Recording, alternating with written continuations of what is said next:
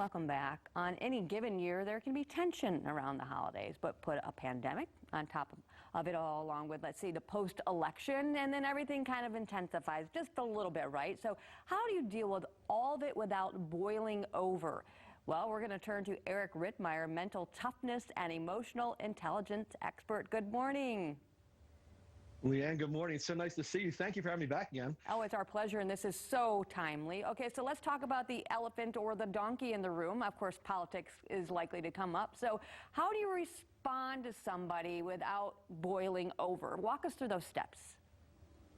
Yeah, well, the first part, like you just said, emphasis on respond, Leanne. So when somebody says something we don't like, or when we're confronted with somebody who has a conflicting point of view, the gut instinct is for us to react. When we react, that's emotion-based. We're hardwired to feel first and think later. So when we react to a situation, it's going to be emotion-based, which means we're probably going to say or do things that we're going to regret, as opposed to responding, which is where we process information logically and formulate a response. So it's critically important to respond as opposed to react. So is it kind of one of those walking away, count to 10 and then come back, or how do you do that? Because some people do, they just fire off so easily, and then they do think, man, why did I say that?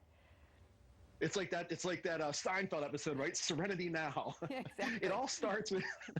It all starts with knowing our triggers, Leanne. We all have these triggers. If we're aware of them and we know somebody's flipped that switch, we can internally then say, hey, I'm in an emotional state of mind right now. But the problem is a lot of us don't know the triggers. Somebody says it, the trigger gets pulled, and what follows that is just a blah of the mouth, and we upset lots of people.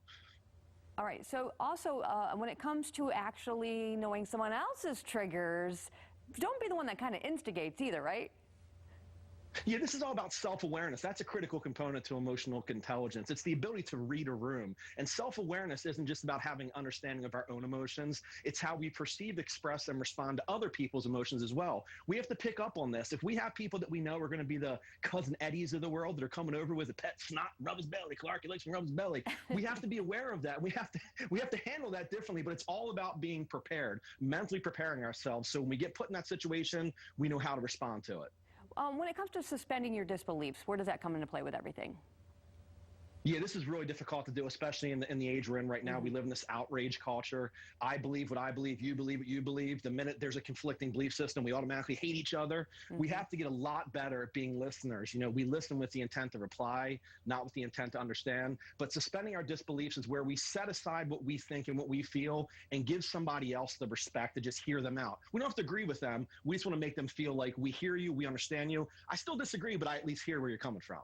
I feel like so much of this can come into play on social media, too. We're so quick to respond. And instead of just scrolling past on Facebook, there are those people that feel like they need to comment on every single thing. We're fueled in emotion right now. We're intoxicated emotionally, and our nation is incapable of logical thought processes. So everything we see, we're digesting that emotionally, and that means that we're going to say and do things that we're going to regret. So, Eric, if you were ever put in a situation, how do you work through these things? You're supposed to be the expert in all of this. So if Eric was put in a really tough situation, what would you do if somebody really hit your trigger point? Have you ever seen The Lion King, Hakuna Matata? I say this all the time. It means no worries, literally. So if you go into these situations prepared, so you kind of know what you're up against, and the minute if that trigger gets pulled and you don't know how to handle it, walk away and just say Hakuna Matata like 5 times. You can't be mad when you say Hakuna Matata. It's impossible. And just everybody needs to understand that tensions are really high right now, and we need to take that all into consideration when we are having these conversations and these interactions, right? We sure do. We have to understand that we're all in a difficult time right now. Let's just give each other the benefit of the doubt. Let's assume the person next to us loves us, because they probably do. Everything's okay. All right. Well, thank you so much for your time this morning. Have a very Merry Christmas, and hopefully nobody hits those trigger points with you. You too, Leanne. Thank you all, guys. You guys are awesome, too. Thank you so much for having me this year. Thank you so much. For more information, go to mentaltoughnessspeaker.com. Eric is pretty awesome at what he does. Coming up on the Morning Mix.